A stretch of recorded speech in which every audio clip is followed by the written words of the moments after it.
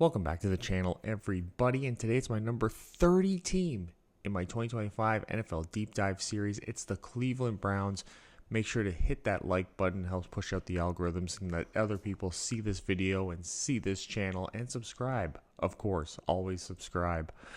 The Browns are an interesting team to talk about going into this year. They did a lot of great things in terms of building up hype for their team. That massive trade back with Jacksonville, the taking of Shedeur Sanders in the 5th round after already taking Dillon Gabriel, re-signing Myles Garrett.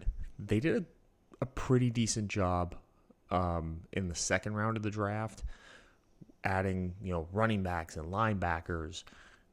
They have done everything they can to set this team up for Kevin Stefanski to run the exact team he wants to run in what is his hot seat season. The front office, I think, has a lot of question marks behind it. How much input the ownership had, I think, can create a lot of question marks as to the stability of the organization. Is Jim Schwartz, the defensive coordinator, going to be able to get back to top form? I think he can. And who's going to really emerge in that secondary outside of Denzel Ward? I thought Ronnie Hickman had a great season. I think he's going to be a star in the making. They lost Jeremiah Owusu-Koramoah to injury for the whole season. He's on the physically unable to perform list for the whole year. He's gone. Question marks about whether or not he's ever going to play again. It's a team that right now is truly at the bottom of what their potential could be, because there's still a lot of things they need to figure out. And we'll start with the coaching staff. I'll throw you guys up the formula here as to how it came to this conclusion. That's how I did it, right there on the screen, and how they end up being number 30. Now, the issue with that is it doesn't account for potential and what they could be later. They're a very divisive team. TFG, right before I started recording this, released his Cleveland Browns deep dive. He had them at number 30. I got them at 29. I think I've been saying number 30 this whole time just because I just saw that. It was in my head. They are my number 29 team, not my number 30 team. 29. They're 29. And just from seeing it, it's like there's some clear differences between his assessment and mine of certain position groups. So you guys are going to get a nice little variety here in terms of opinions on the Cleveland Browns. They seem to be, like I said, divisive. So we're going to start with the coaching staff. And head coach Kevin Stefanski is my 25th ranked head coach. Despite winning 2 Coach of the Year awards, I mean, he's sort of been up and down and side to side, and there's been a huge lack of consistency in how he coaches and how his team performs, and in just how he gets the best or the worst out of the talent on his roster. Now, I understand he was kind of stuck with the whole Deshaun Watson thing, which it's not his fault. That's ownership. That's front office stuff of them putting together what they thought was a better option for him other than Baker Mayfield, who has significantly outperformed Deshaun Watson since leaving Cleveland, even when he was on Cleveland. It just seemed like they were trying to get out of a circus and created a bigger one by trading for the worst option they could have traded for. And that puts Stefanski sort of on his heels. The roster itself was never really built to best suit his system. They acquired Amari Cooper for him. They got Jerry Jeudy. They drafted Cedric Tillman. They had David Njoku, who had some great performances. But for the most part, he likes to be somebody who runs the ball. He likes to be somebody who runs that 2 tight end sets. And that's something they really did this past offseason with adding Harold Fannin and Quinshon Junkins and Dylan Sampson. They did a really good job of setting this team up for what really is the hot seat season for Kevin Stefanski, despite him walking away with 2 Coach of the Year awards as recently as, 2 years ago. He's got a new offensive coordinator, Tommy Rees, who is my last ranked offensive coordinator. I don't have the faith in this staff and in him as an offensive coordinator that he's going to be too much of a compliment to Stefanski. Stefanski is an offensive mind. He is the offensive guru head coach. He was the offensive, prodigy of the Minnesota Vikings coaching staff in 2019. That's how we got the head coaching job. So I don't know that Tommy Rees, with such little experience, is adding a whole lot of value here. Where they get a lot of value is in Jim Schwartz's defense. Now, Jim Schwartz is my 8th ranked defensive coordinator.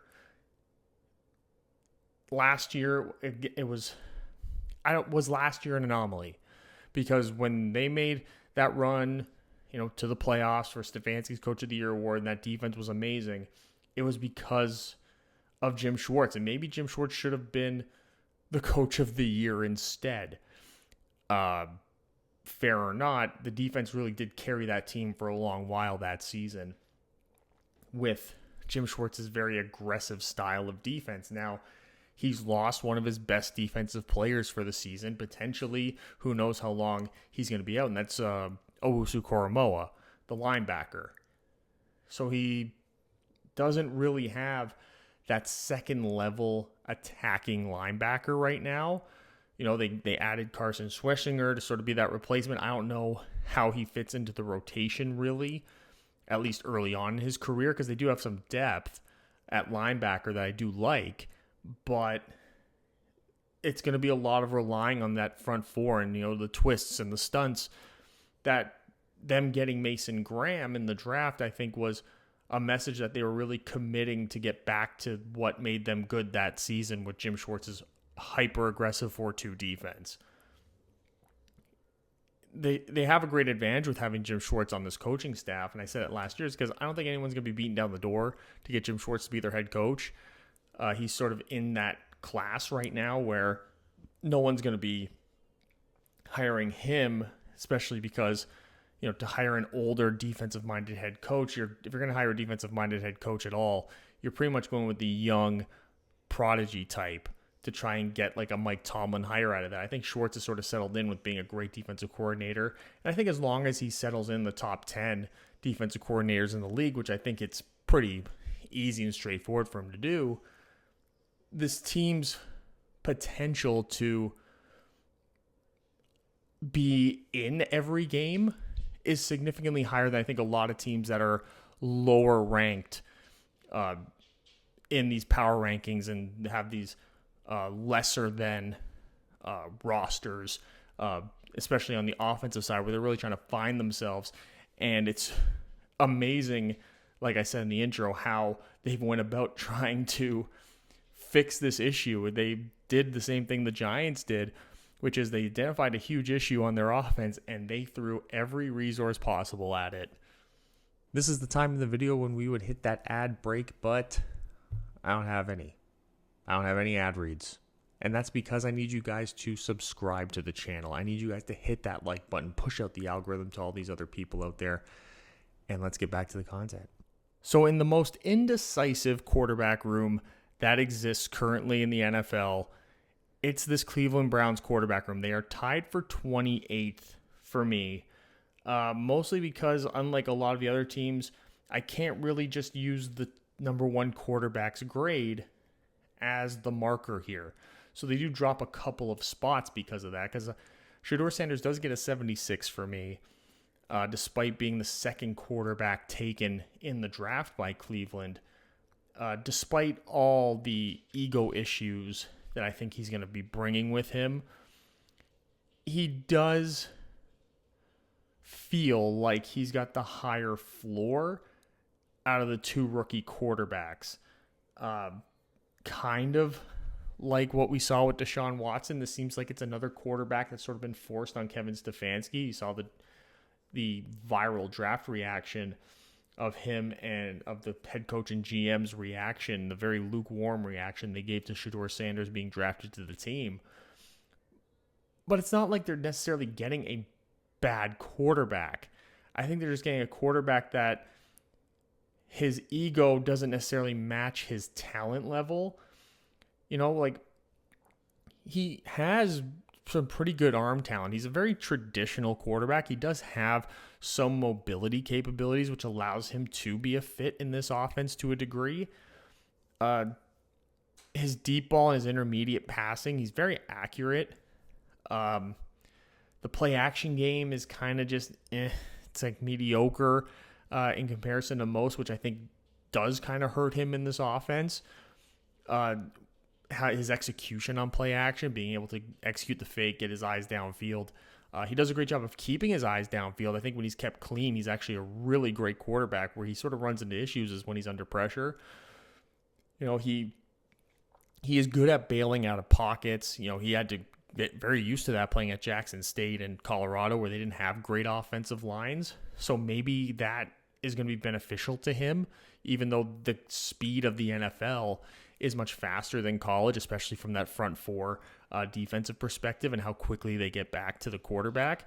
Maybe the improvement of the pro-level offensive line that he has is going to help sort of balance that out. So I think that there is some sneaky potential here. It's just how seriously he takes the process, because he did not take the process seriously at all this past late winter, early spring, leading up to the draft. And that's why his draft stock suffered, because teams went, he's probably a mid-second round grade on a lot of people's boards. The position value does boost him up to being a first round caliber draft pick, but you don't want your quarterback to have the ego of a wide receiver or a cornerback. It's fine to have that if you're Ocho Cinco. It's fine to have that if you're his dad, Deion Sanders. It's not okay to have it if you're a quarterback. You got to be kind of even keel. People compared this situation to that of Eli Manning and Archie Manning. And the huge difference was, above Eli being a true elite talent coming out of college that Shedeur just isn't, it had to do with the fact that Eli was not perceived as to be an instigator, an egomaniac in the process, that he was kind of just, what people know Eli as today, sort of like just kind of goofy and reserved and quiet and just wanted to play football. There was just that one team he didn't want to play for.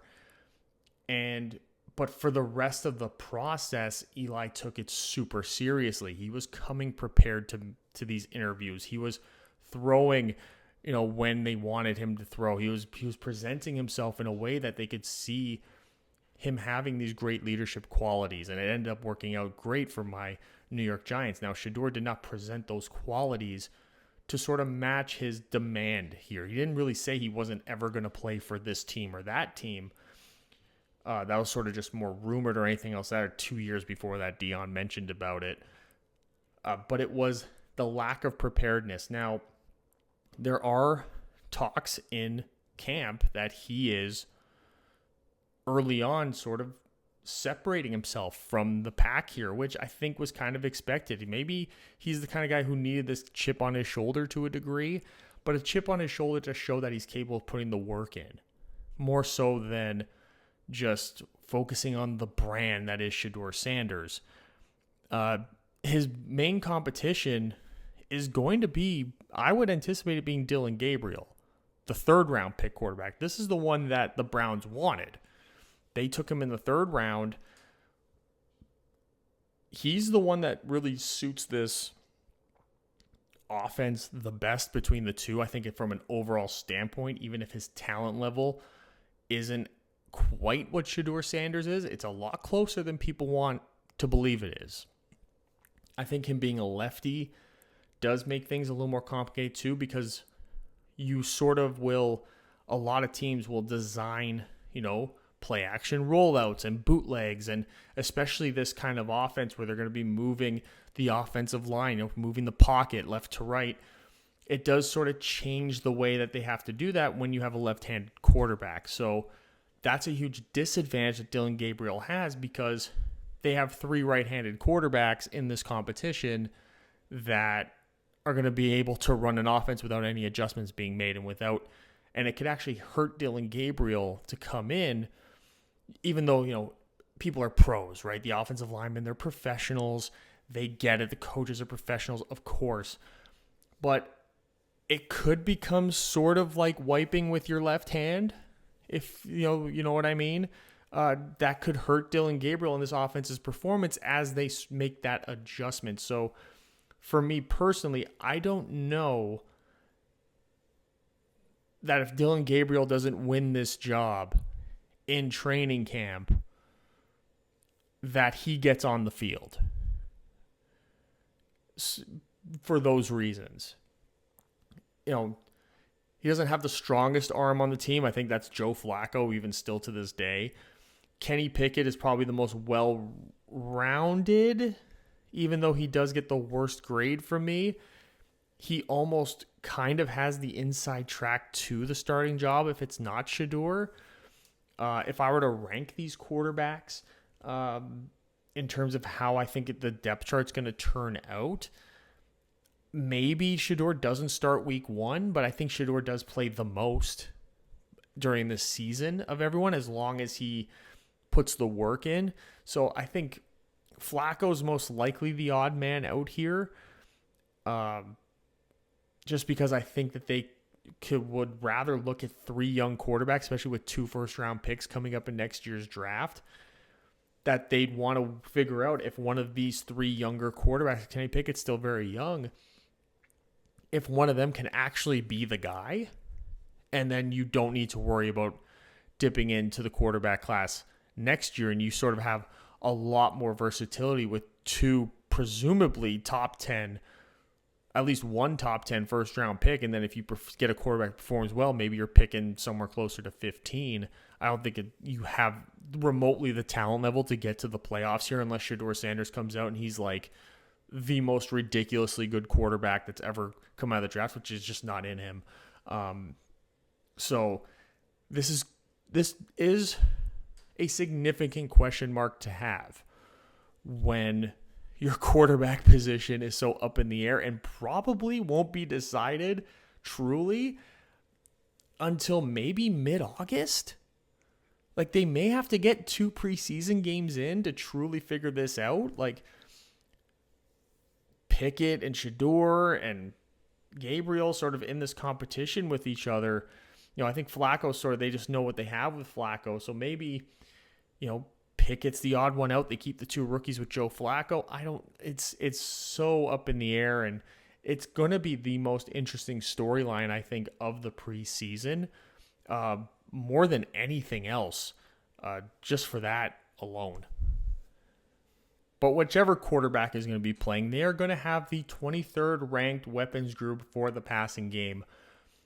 By my estimation, a true number 1 finally broke out, finally found a system that he was meant to be in, and that's Jerry Jeudy.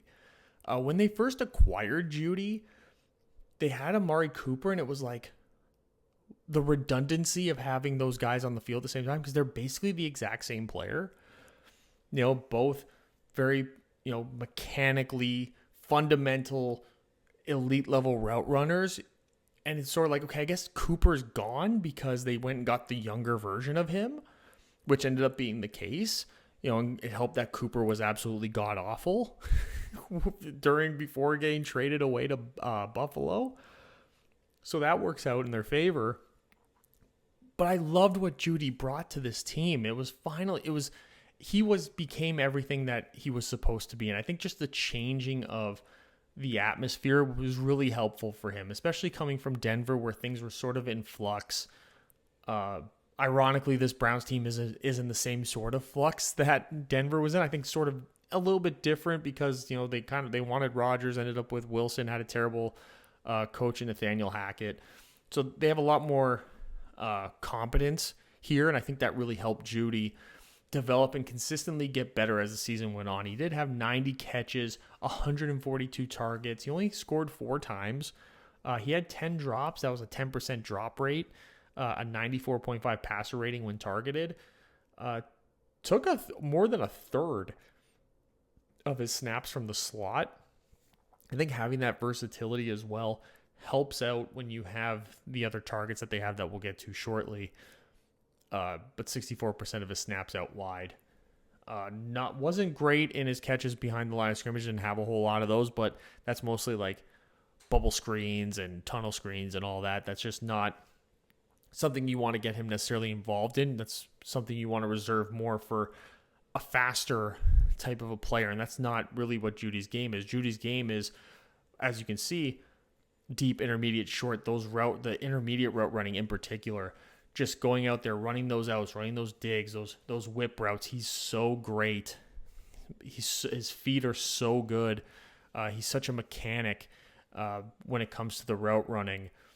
It's just he needed to create opportunities in an offense, and this is the kind of production you're going to get from him in this offense now because he has those opportunities, because the skill set is there. The foundation was there. It was just the system that he was missing, evidently.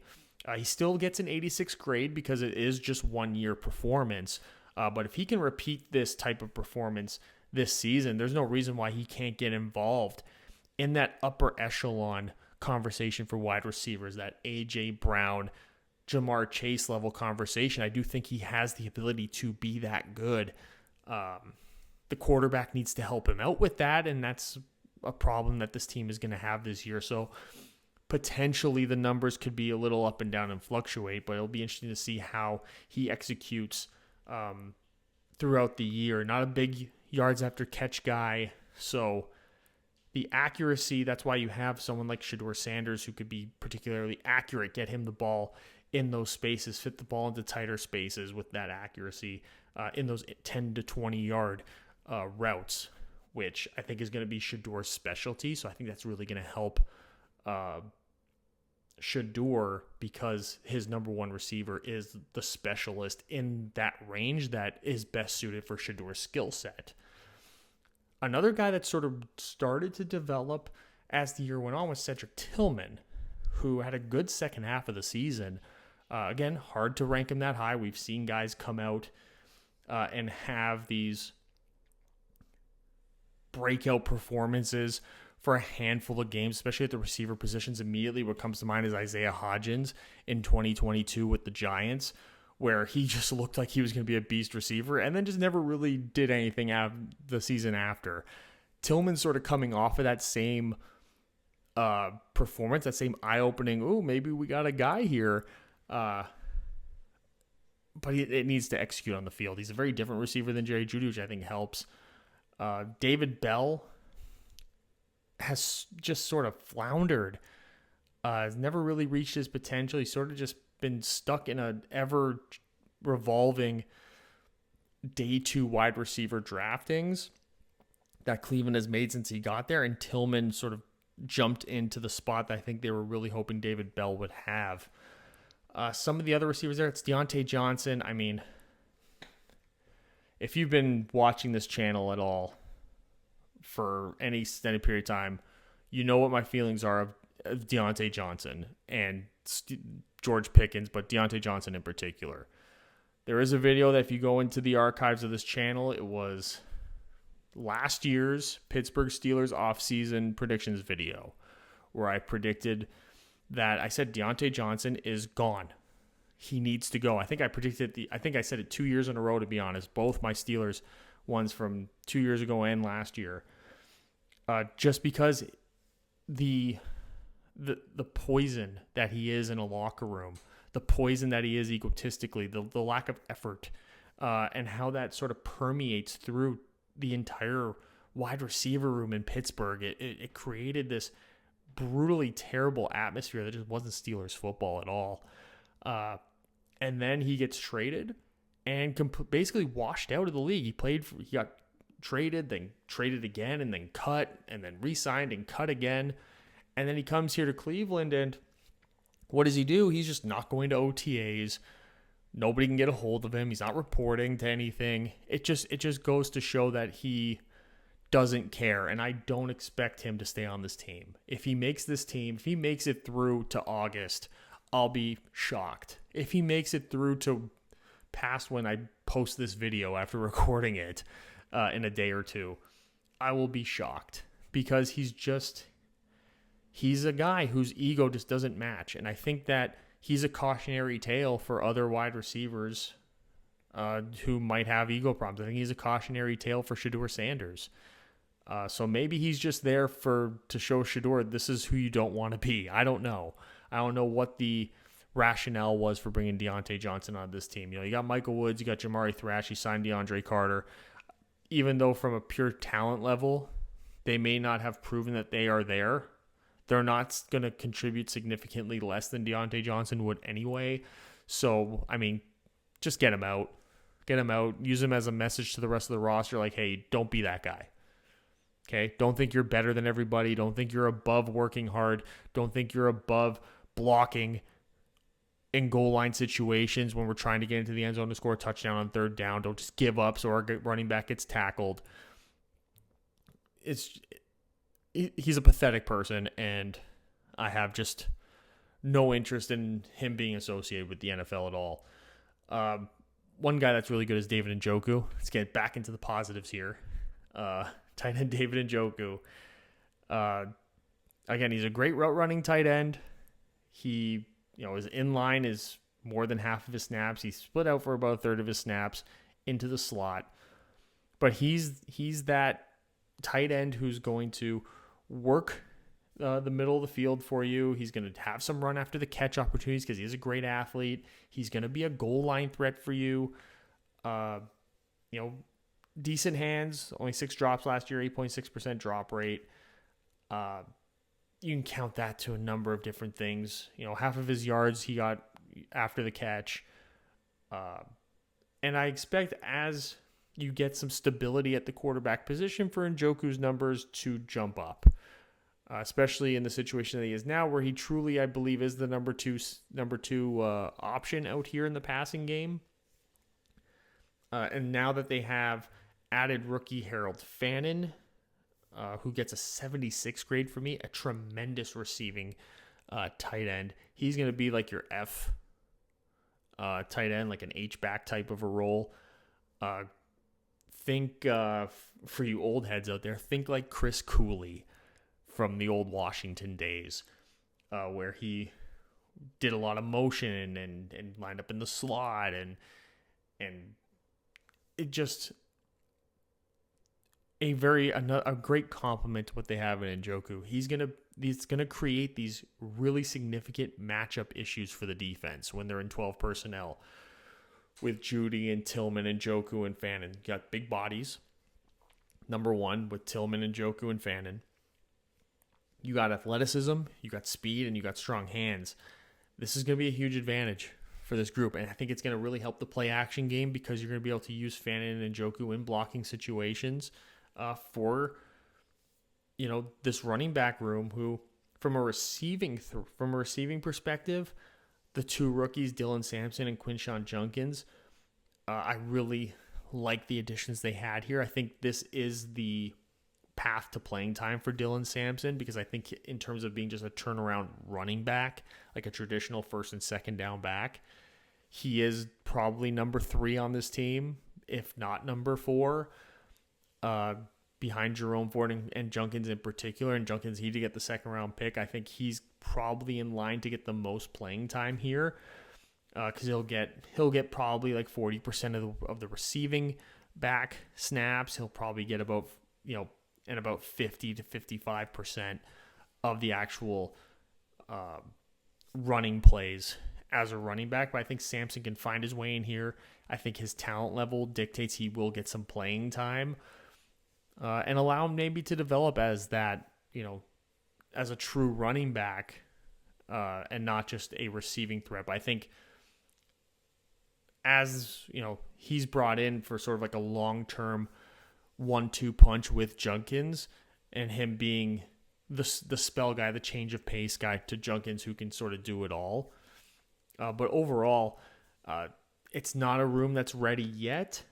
But I think as these guys start to develop and you get another year of Tillman improving, another year of Judy improving, I think they can help the quarterback as well because I think their skill sets suit, like I said, with Shedeur Sanders, the best out of all of them.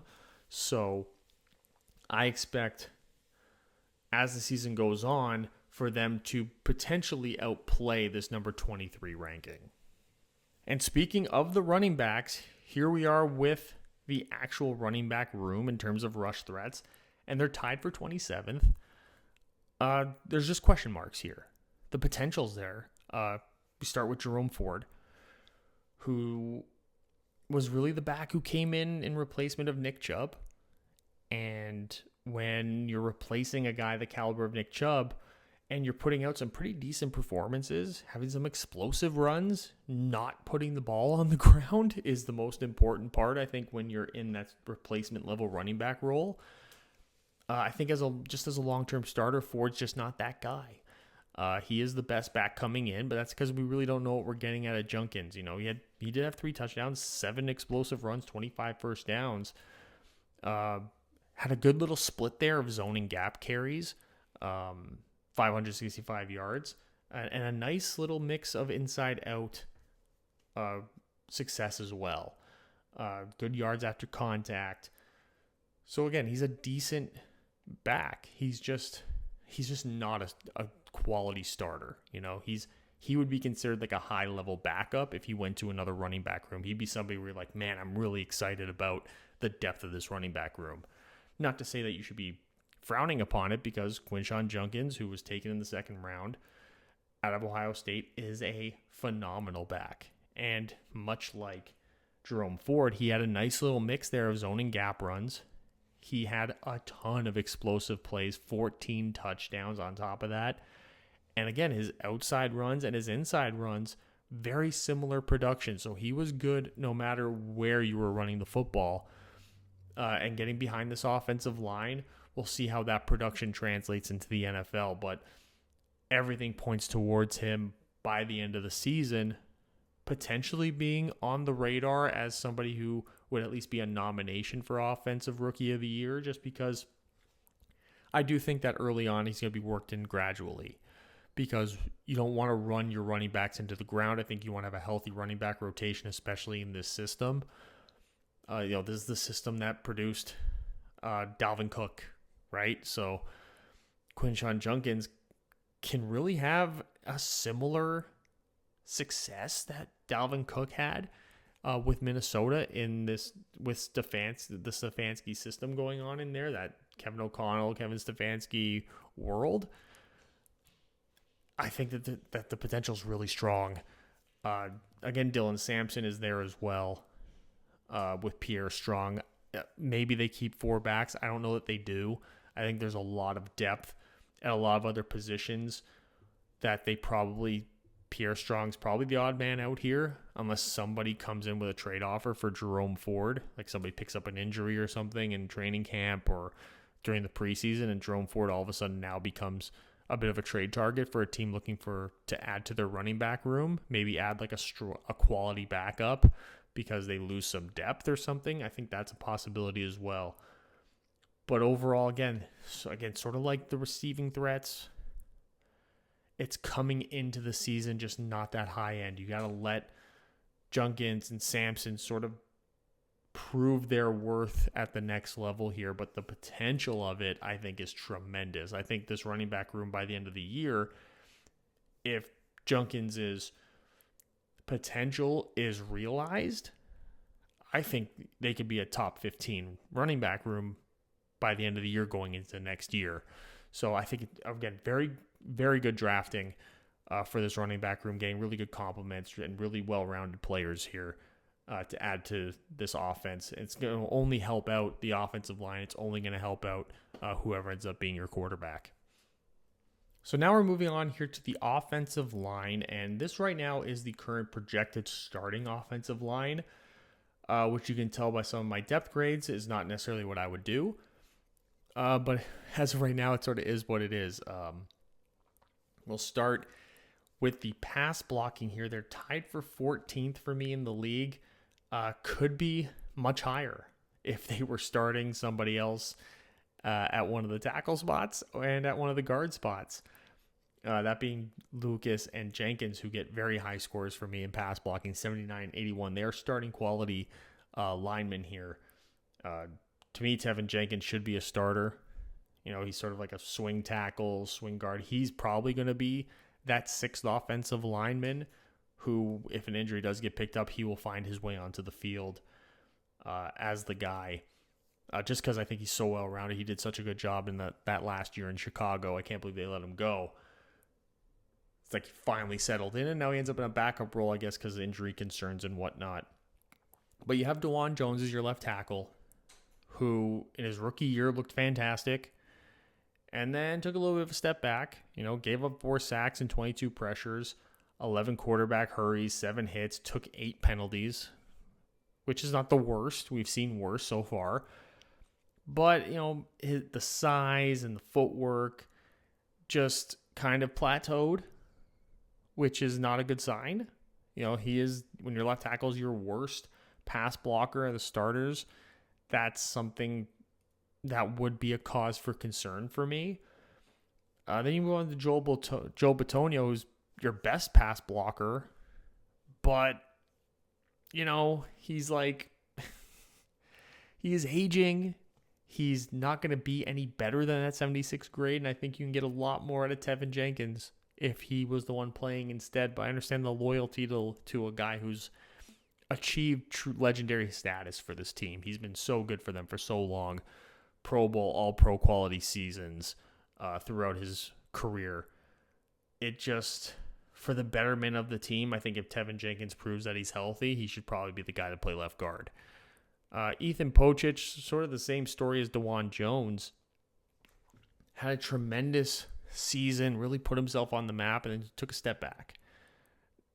Now, could this be just because of the inconsistencies in the offense and in the organization? It's possible, but it could also just be a thing where he was just one of those one-year wonder types, and he's settled in as just a middle of the pack starting center. There's not much competition for him. Luke Weipler and Zach Sinter, I don't think are going to press him for reps or anything like that. He's got this position established. And in a league where it's hard to find quality centers,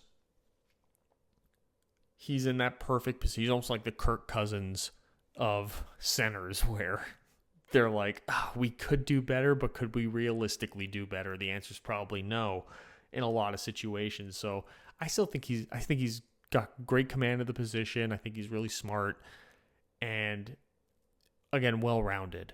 I think he's well-rounded and dependable. I think that's a really important trait that he has. Wyatt Teller, sort of the same as Joel Bitonio. He had these breakout seasons, and it's just been a downward trend ever since then. Again, if they played Tevin Jenkins instead, I think there would be just more upside to this offensive line. But again, injuries and whatnot, and maybe Wyatt Teller gets back to that level.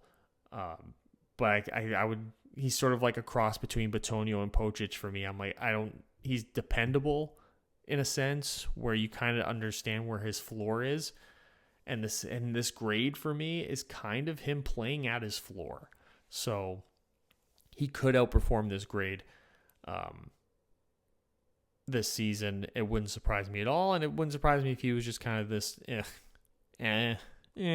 guard throughout most of the season and just uninspiring.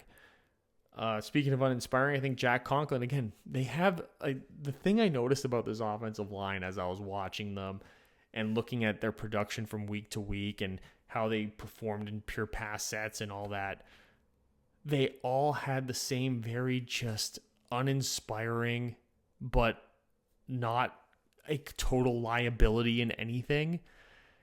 They're all low-end starters almost, or high-end backups. It's such a weird dynamic to see. But again, I like Cornelius Lucas just better than Conklin. I like Lucas better than than the 2 starters. You start DeJuan Jones because he's the younger guy and you want to get him out there. Jack Conklin's had so many injury issues over the years and hasn't really produced at the level that you wanted to when you brought him in after he left Tennessee.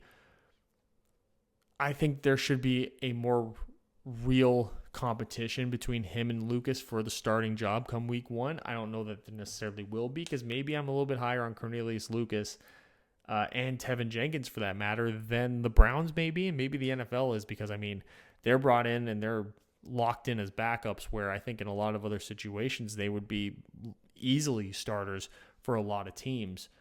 You get into, going back to Wyatt Teller with the run game, you look at the zone blocking here, B-, it's the gap blocking that Teller and a lot of the other starters on this offensive line struggled with. Luckily, you have a running back room where, you got the rookie Jenkins coming in, who had a much more balanced approach to his college career and can perform well in both. I think putting a real focus on the zone blocking this year could help increase the production of this offense. I do think that though Jerome Ford had a lot of zone carries, he was much better as a gap runner than, I would say, Jenkins, who I think better suits a more zone blocking scheme for the running attack. So I think that's another reason why, as the season goes on, to get the best out of your offensive line, you're going to want to have Jenkins be the guy getting most of the carries here. And I think this offensive line could, again, meld together. I think a lot of their grades, again, are them sort of at their worst here. I am assuming the worst, just because, again, uninspiring, aging to a degree, minus DeJuan Jones.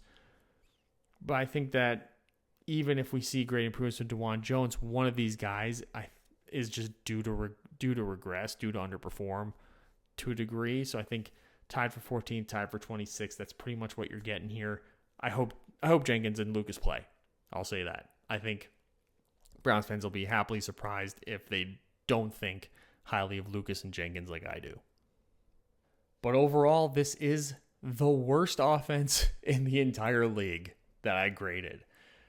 It was close in some aspects, but, with just an offensive coordinator and a head coach that's just, you don't know what you're going to get week to week.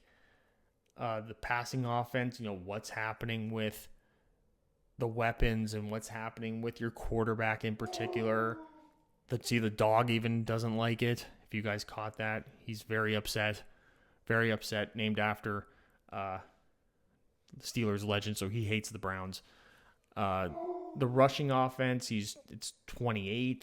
Again, you could raise the grades here by playing different guys, and I think that, in all fairness, as the season goes on and progresses and guys get more experience, they settle in, they learn the game, they get to the pro level here, quarterbacks, running backs in particular, we could see them outperform this. I don't know that they'll get higher than maybe the 25th best offense in the league, but they certainly won't end the season as the last ranked offense, as much as they're going to start as the last ranked offense. So as down as I am on this offense, I am pretty much the opposite when it comes to the defense. I really like what this defense has. I really like what this defense can put together out there as an entire combination of coach and position groups. And the one issue is going to be execution, but we'll start here with... And the defensive line is really where the one sticking point where I talk about, you're going to have a variety here. Boom, you got it.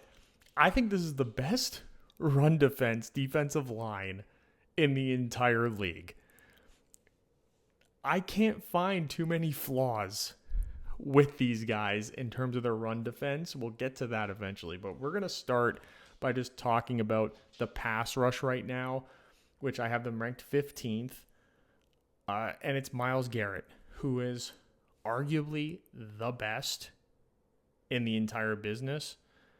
14 sacks, 83 pressures, 56 hurries, took all of his snaps from outside. Man, there's just something about watching Myles Garrett get in that 4-point stance at that right end position, line up against the team's left tackle, and go, how badly is this left tackle going to get beat right now? Because it's almost a sure thing. 56 hurries, 83 overall pressures. You can't tell me that this guy's not I think he's better than Parsons. The only one that I think comes close, you got like TJ Watt and you got Aiden Hutchinson before he got hurt. Aiden Hutchinson before he got hurt was just an animal.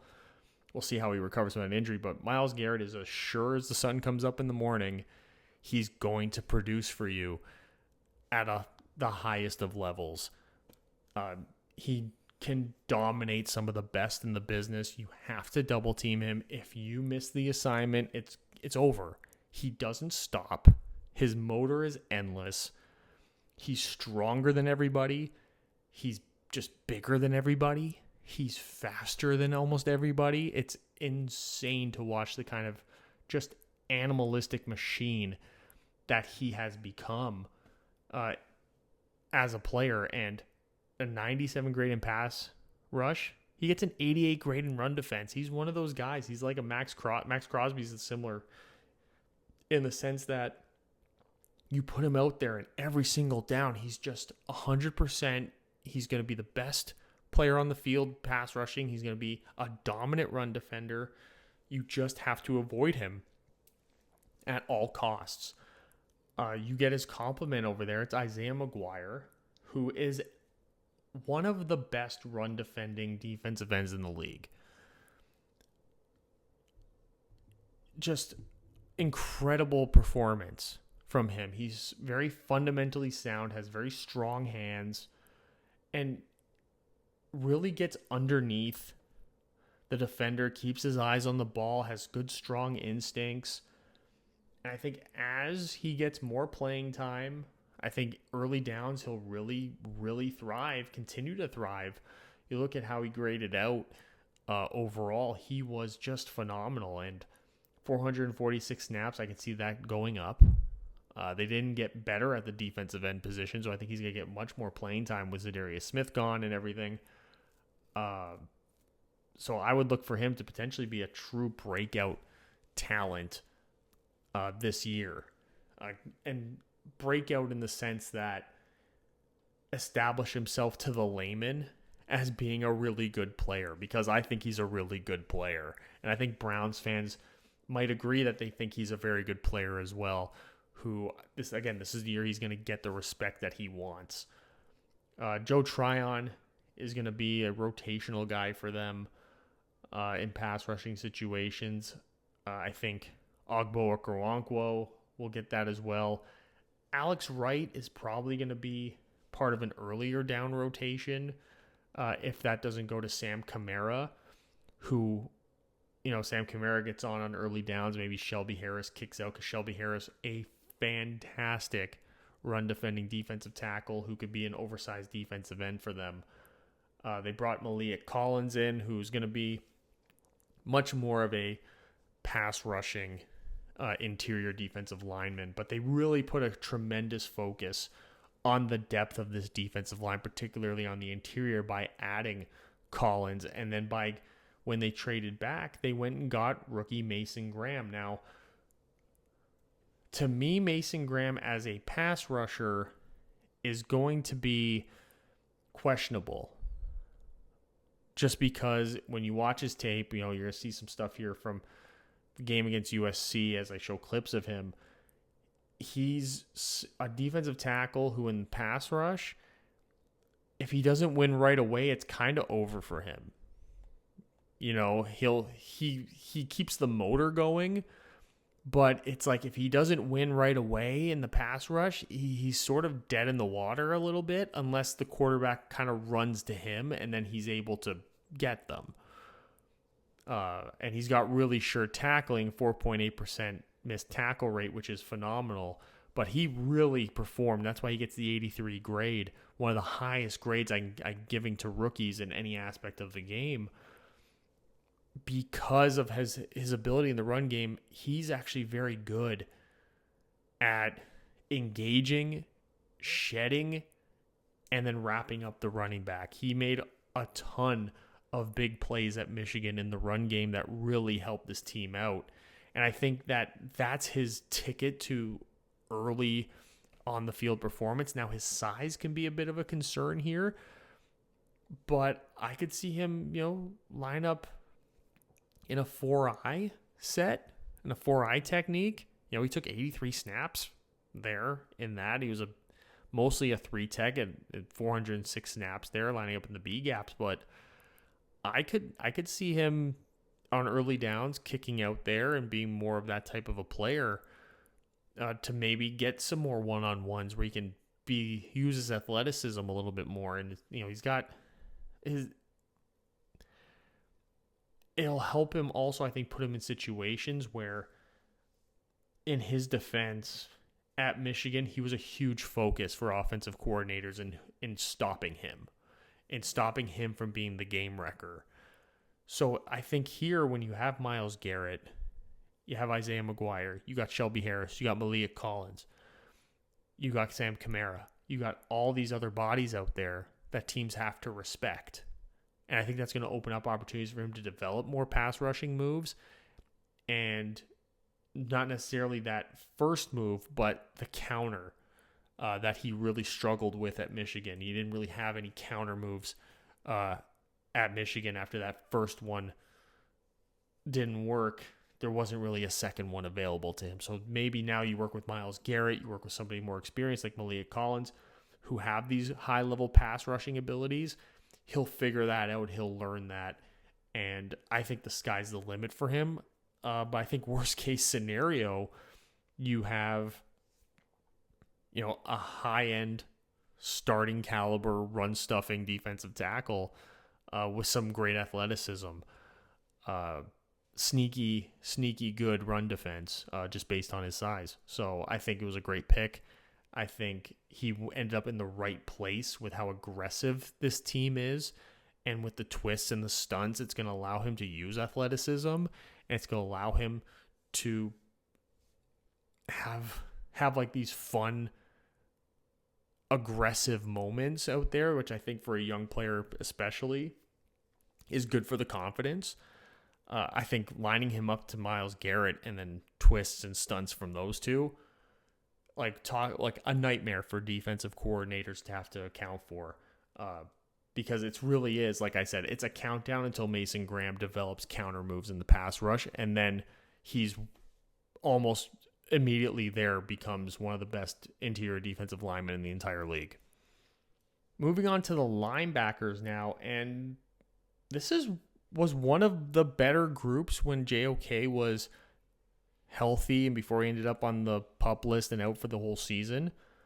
They did drop quite a bit of spots. I think they dropped maybe 5 spots in pass coverage down to tied for 10th, which is still a great place to be.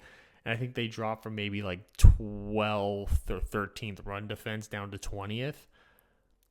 Just because JOK was just so well-rounded, did great in the run game as well. But Jordan Hicks takes over. He's your number 1 linebacker now, and I don't hate it. I think Jordan Hicks as linebacker in pass coverage it's a real strength of his. 3 pass breakups, didn't allow any touchdowns, only took 1 penalty. A good performance from a linebacker in pass coverage, I will say that, from Jordan Hicks. And he also performs quite well in the run game. He's your Mike linebacker. Who's playing next to him is going to be dependent on how camp goes, really. There's 2 veterans there, Jerome Baker, who has an edge on Devin Bush in terms of his coverage abilities, but Devin Bush as a run defender was just fantastic this past season. He settled in as being really great at that. Took almost 500 snaps. He had 24 stops in those snaps. That doesn't even account for the ones that were passing. Only 6 missed tackles, 7.5% missed tackle rate, 50 tackles, 24 assists. He never really became the linebacker that Pittsburgh wanted him to be when they took him 10th overall, and then went to Seattle, and then now come here to Cleveland. Maybe he settles in as a great early down backer, but I don't know what kind of faith they have in that, because they did go out and they did draft Carson Schweschinger at the top of the 2nd round, who's still got some developing to do. I don't know that he's, to me, his overall grade, he's the 5th linebacker healthy. 6 if JOK was there. They clearly think they can develop him. They think that they can get, 33rd, 34th overall pick quality out of Schweschinger. So that's going to be something that you're going to have to watch. And I think he's going to get a lot of playing time as long as he shows in camp and in the preseason that he's remotely competent at the linebacker position at the next level. I think the ability to use him in a rotation the way they're going to be able to here with Hicks and Baker and Bush and even Diabate, I think that's going to be helpful for him as well. I think it's sort of like another Quinshon Judkins type of a deal where he doesn't have to play a lot early in the season because you have other pieces out there that can do the job.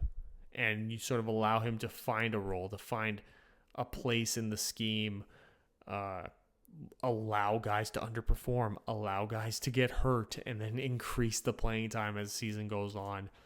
I think he will probably, by the end of the year, out of all the linebackers here, all things considered, probably have the third highest snap count out of the linebackers. Jordan Hicks, I think, is a lock to be pretty much on the field the whole game. And then, Baker and Bush and Schweschinger are probably going to be the main competition to be that second linebacker in this 4-2 system. I think Schweschinger in the run game, he can develop some here. Baker and Bush are both these athletic type linebackers. So, they've always used like speed over everything else. So it'll be interesting to see how I think they are direct competitions for one another more so than Schweschinger is a third guy in the competition. So I think that's going to be very helpful for Schweschinger to sort of find his own place in there while Baker and Bush compete with each other to be linebacker 3 for most of the season.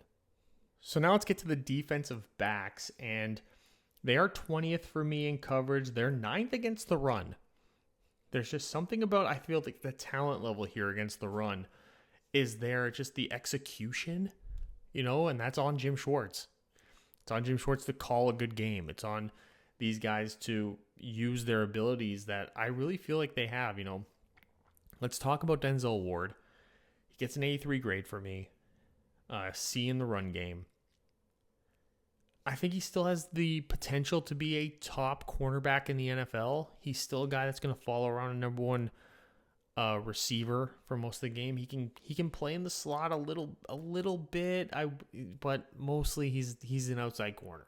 He's an outside corner. He took 18 slot snaps, just following around a team's number one. But that's going to be like those rare games where they're maybe playing Minnesota and he needs to be on Justin Jefferson, and Jefferson takes a lot of slot snaps out of the slot.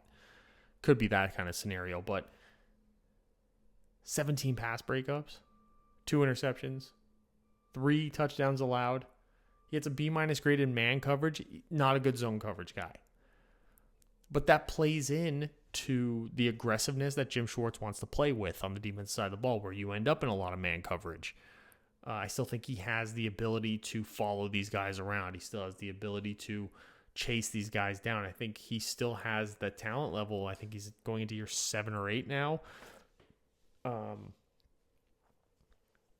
looking to get back up. Looking to go back up into that top 10, that true top 10 cornerback role. I think as Sauce Gardner and Derek Stingley came into the league, it did bump him down. He didn't exceed his current level. He sort of stayed right where he's at, and guys sort of started to pass him. And we saw last year some really young guys really kick it up, like Lassiter and Garrett Williams. So you're looking for Denzel Ward to step up and have this sort of second half of his career where he takes a step up midway through and gets back to that level and catches up to these younger corners who are entering the league and playing extremely well when they do. You got Martin Emerson and you got Greg Newsome. Newsome settles in as your nickel. Though I think Cameron Mitchell is a real competition for him, because Greg Newsome, to me, an F grade in man, a D+ in zone. He hasn't played up to that first round pick label. In the slot, he got 30 of his 46 targets, 20 of his 31 catches allowed half of his touchdowns, got his only interception there, but he allowed a 101.3 passer rate. Now, he played pretty much equal snaps, slot and corner last year. I would like to see him settle in solely as a slot guy, but that all depends on what's going on around him when it comes to, how many snaps is Martin Emerson going to get? How many snaps is Cameron Mitchell going to get? And where is Cameron Mitchell going to get them? They got 3 guys who play nickel who aren't all that different in their skill sets, by my estimation. Newsome, Mitchell, and Harden. Now, there's not a need to have all 3 of them. You've heard trade rumors for Greg Newsome.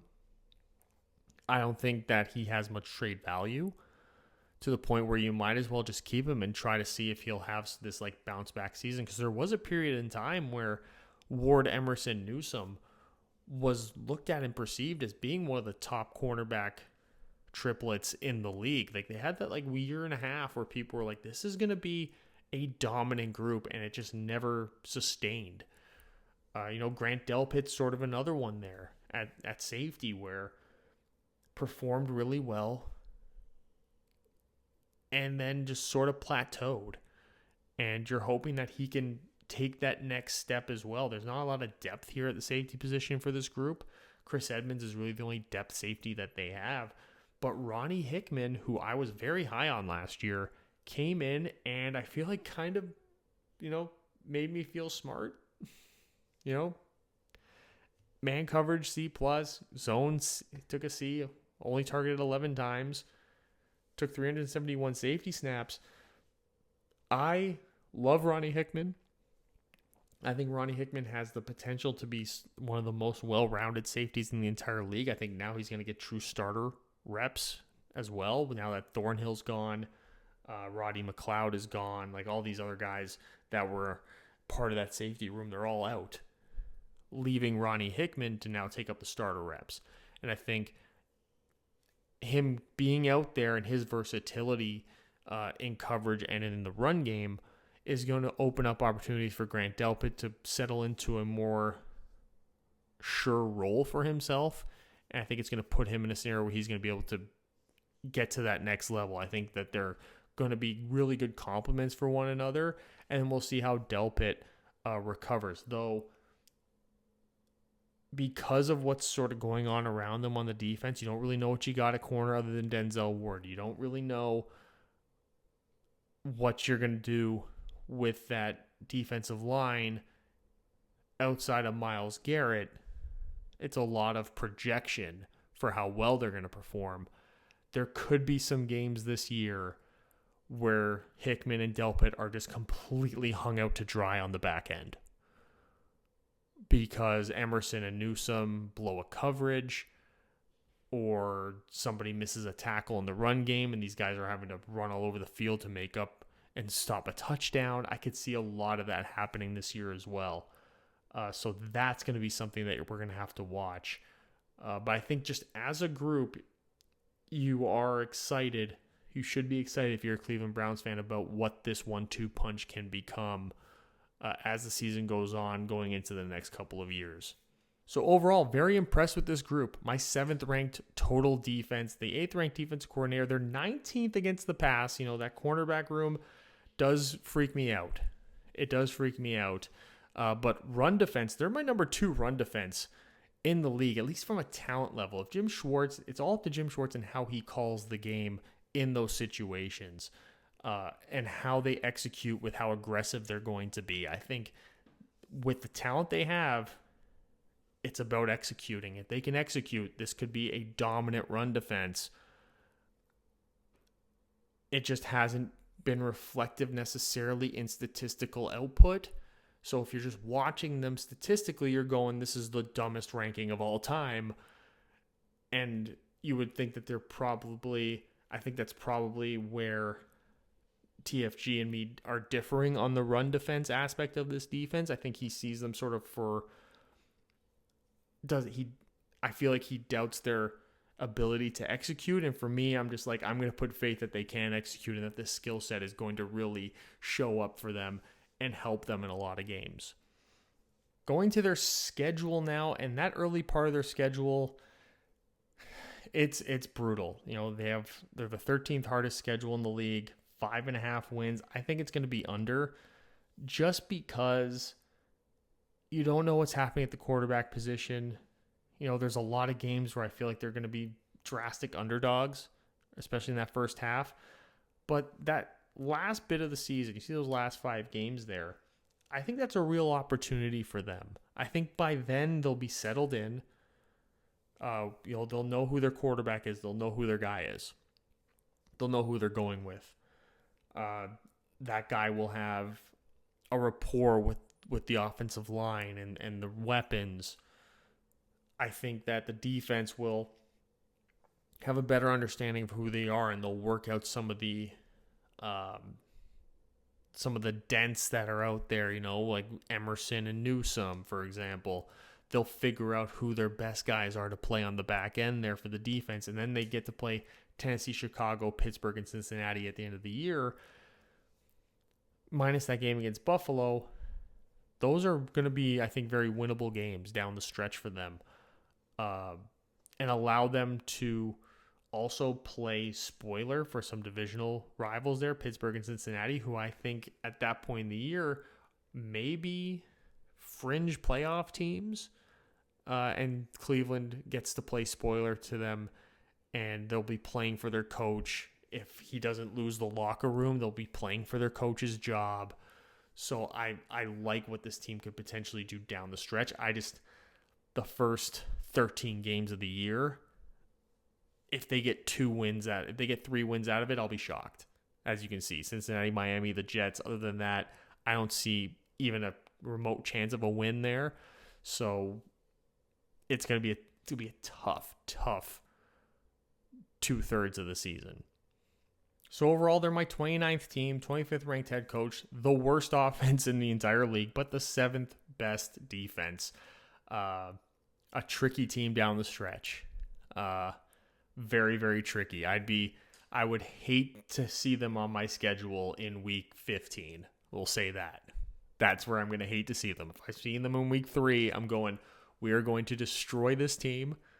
So I hope that Stefanski doesn't lose his locker room. I don't know that if they struggle as much as I anticipate them to, that he'll make it to the end of the year. But I think the defense is in a position to carry this team yet again and steal them some games and keep games closer than they probably should be, especially early on with an offense that, good Lord. And there it is. My number 29 team, not my number 30 team, my number 29 team in my 2025 NFL Deep Dive Series, the Cleveland Browns. I hope you guys enjoyed it. Hit that like button and smash the subscribe button. And I will see you guys with the next video next time. There's a team that has been living a longer life than people expected, and I think it's time for them to die.